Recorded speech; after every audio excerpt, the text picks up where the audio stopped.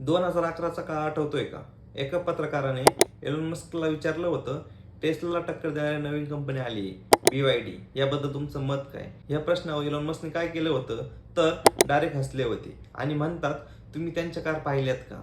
आता 2025 आहे आणि हसण्याचं कारणही बदललंय. BYD म्हणजेच बिल्ड युअर ड्रीम हीच कंपनी जी 2024 मध्ये टेस्लाला मागे टाकून जगातील नंबर 1 EV कंपनी बनली आहे. म्हणजे टेस्ला EV मध्ये फसत असताना BYDने दोन्ही तरांच्या गाड्या मार्केटमध्ये झोपवून दिल्या. आता टेस्लाची गोष्ट. 2025च्या पहिल्या 3 महिन्यात विक्री 8.6% घसरली. कधी अमेरिकेच्या EV मार्केटमध्ये 51% हिस्सा होता, आता तो थेट 44%वर आलाय. कॅलिफोर्नियामध्ये विक्री थेट 15.1% घसरली.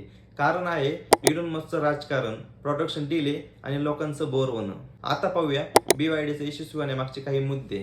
एक म्हणजे ब्लेड बॅटरी, सुरक्षा आणि किमतीचं अफाट कॉम्बिनेशन आहे.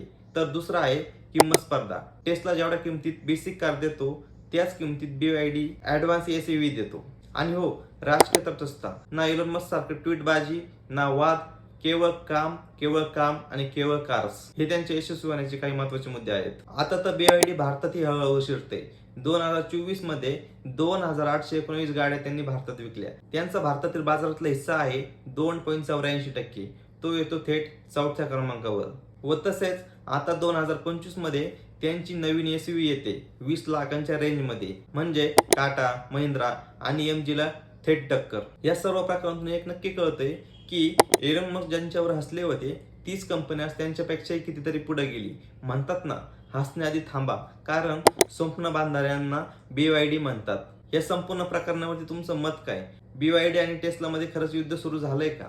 आपलं मत कमेंट बॉक्समध्ये नक्की कळवा व अशाच माहितीपूर्ण व नवनवीन व्हिडिओसाठी आपला YouTube चॅनल महाराष्ट्र लाईव्हला नक्की सबस्क्राईब करा. भेटूया नवीन व्हिडिओसह.